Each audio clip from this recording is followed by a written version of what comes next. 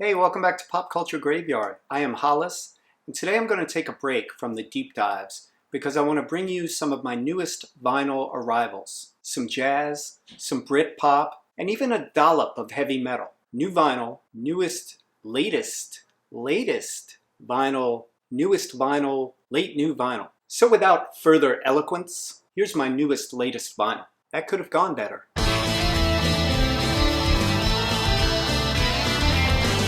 Now, if you belong to my Patreon, you no doubt have already seen me unbox some of these. So if you would like to support the show and see my new vinyl before anyone else, please join my Patreon at patreon.com/popculturegraveyard. Also, if you're not following me on Instagram, please do. I'm at popculturegraveyard. On with the show. All right, who's ready for some hot wax? Well, that would warp. You don't want that. Here are my latest vinyl finds. Let's get started with Nilsson Schmilsson. First off, I have to say, I usually miss out on fancy new releases, mostly because I have trouble staying keyed in to the vinyl pipeline, because there are only so many vinyl message boards you can trawl while still maintaining a life. So there are certain releases that I'm still burning that I missed out on, like the MoFi edition of Beck's Sea Change.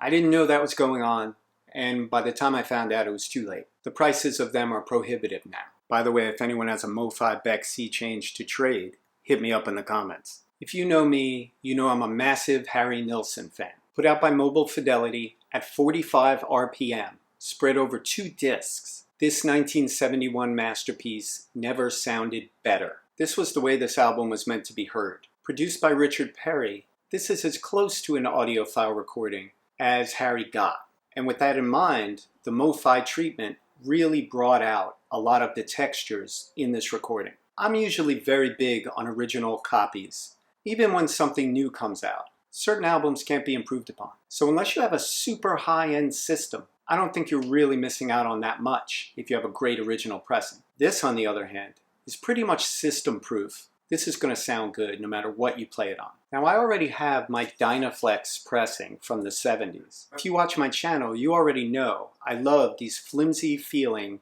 yet not flimsy sounding, old school records from the oil crisis 70s. They have a beautiful sound to them and they punch way above their weight class. But you already know that if you have any of Lou Reed or David Bowie or Iggy Pop's albums from the early 70s. But holy hell, did this 45 RPM MoFi reveal all sorts of textures in Harry's voice. The wide soundstage and dynamic presence of this release cannot be beat. One, Coconut, Jump Into the Fire, come on. There's no let up on this album. It's a classic. And yes, I will be doing a Nilsson episode at some point in the future. This is an extremely limited release, especially given how many Nilsson fans there are out there. They only pressed 4,000 copies. That's it. And they're all individually numbered. I have number 735 out of 4,000. What they usually do is, they don't release all 4,000 at once. I was very upset because when I found out about it, I went to my usual ordering spots and they were out. But I checked back about 12 hours later and I found one. So go to where you normally order records online and check and keep checking because you want to catch the next wave of these before they're all gone. And once they're gone, they're gone. And as with a lot of these MoFis that are out of print, the price can get pretty ridiculous. So get on this. Up next, Marquee Moon by Television. This is the 2-disc edition. By the way, I did an entire episode on Marquee Moon by Television, which you can reach by clicking above. As I said earlier, I'm usually not a fan of rebuying an album I already have on vinyl, but if it is an album that I revere, and possibly a top 10 album all time for me, like Marquee Moon is, I may double dip, or even triple dip. Let me explain. So I own an original copy, and it sounds terrific. It's quiet, it's dynamic, it's got some punch to it, but it doesn't have the full over 10-minute version of Marquee Moon.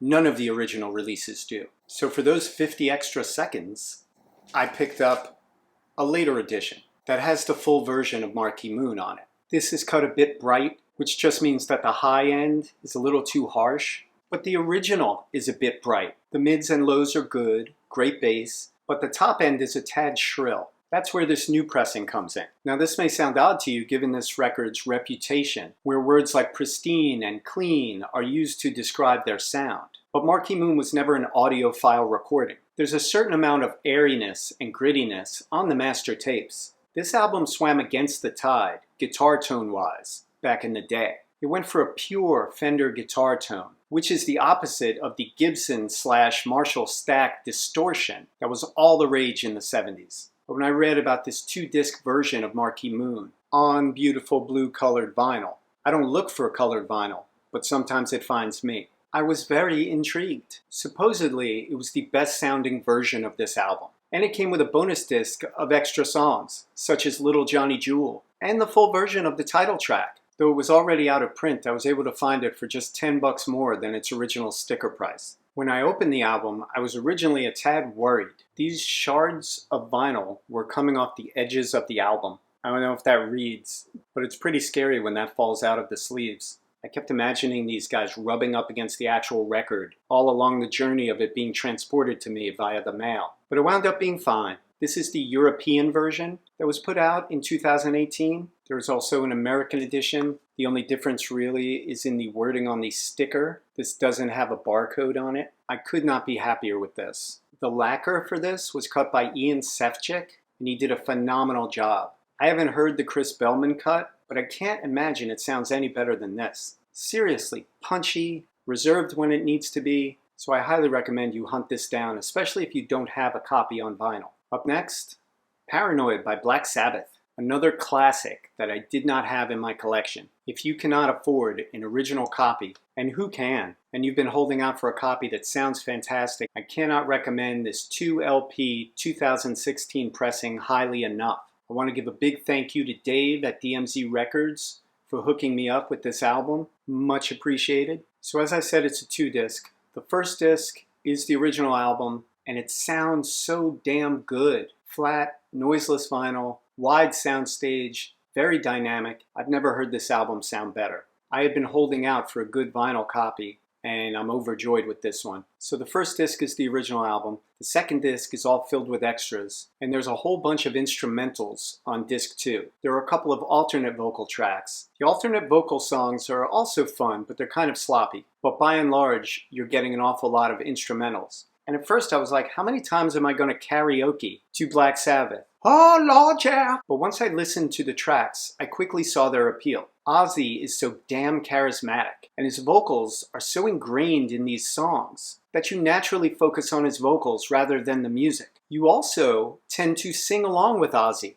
further obscuring the music. These instrumental tracks finally give Tony, Geezer, and Bill the spotlight they deserve. Bill's drumming on Hand of Doom? Holy hell. Is it great? You bet your ass it is. This is why you have an extra disc. This 2016 release is just the best way to experience this album, barring you finding an original pristine copy. And good luck finding that. So by all means, track this down. Up next, The Cult of Ray, Frank Black. I've always been a massive fan of the Pixies, and I've followed Frank into his solo career. This is the first time that this album has ever been on vinyl.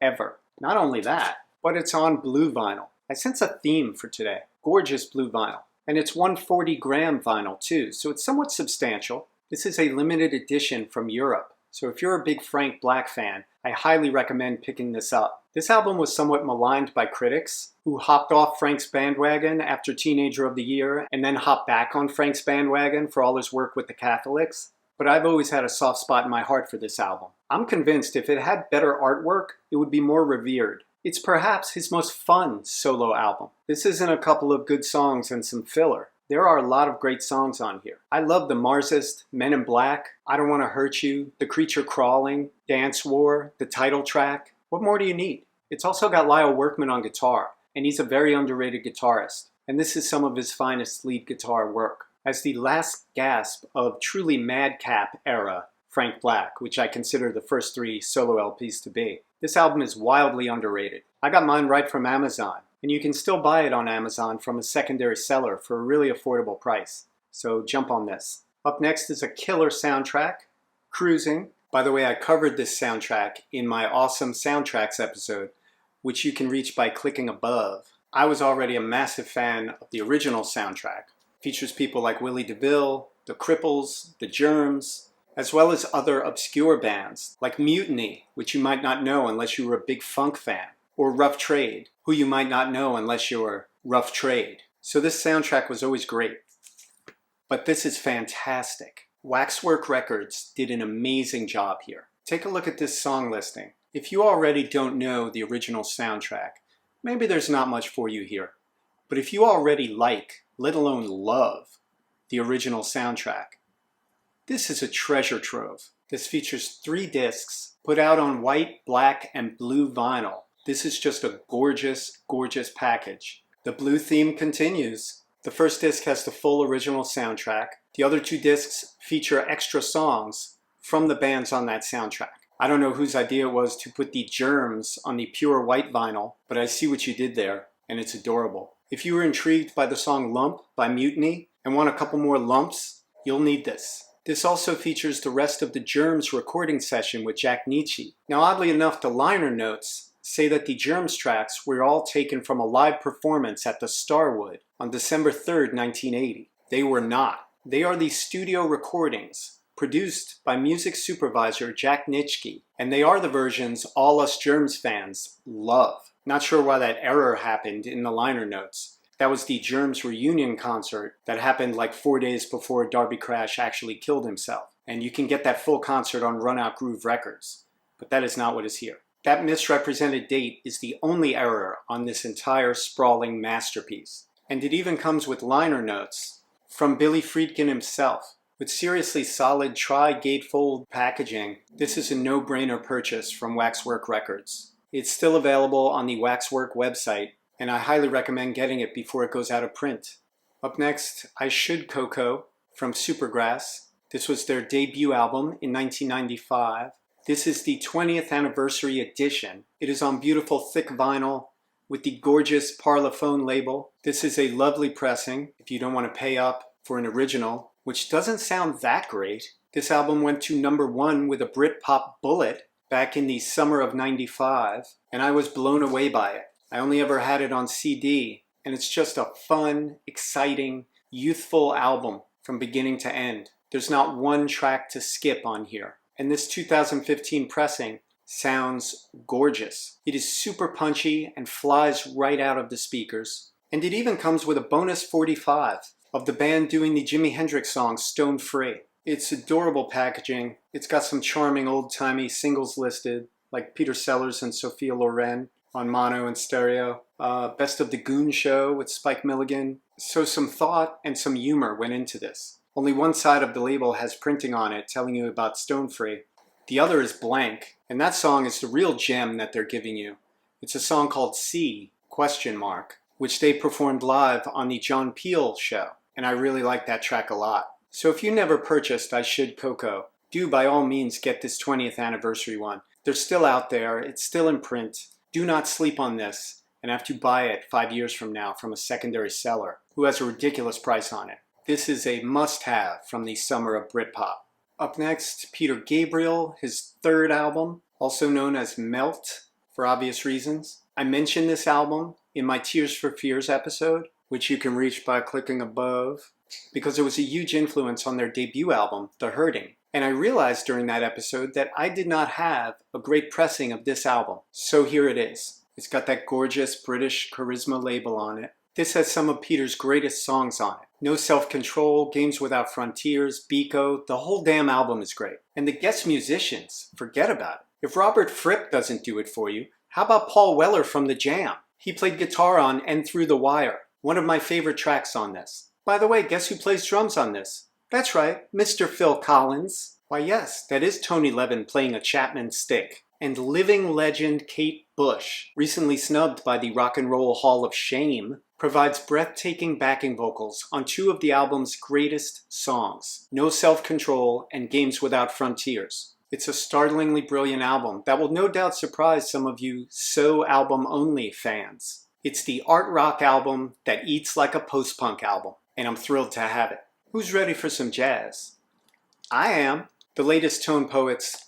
Most of you no doubt already know that the Tone Poet series is phenomenal, but they're really starting to get into some higher profile titles, which is very exciting, especially for things that are very hard to find in good shape for an affordable price, such as One Flight Up by Dexter Gordon. This is arguably Dexter's greatest album. I say arguably because he put out so many damn great albums that many others are worthy of that title. Our Man in Paris, Go, Getting Around, Doing All Right, Clubhouse, A Swingin' Affair. The list goes on and on. But for me, One Flight Up is just a tad better than all the rest. I think it's the album's somber tone that resonates with me the most. Every minute of this album is a highlight. And can we talk about what a great 1-2 punch Dexter and Donald Byrd are? They really complement each other's playing very well. And Kenny Drew on piano and Art Taylor on drums, this album sells itself. And as a quality Tone Poets release, it's a no-brainer.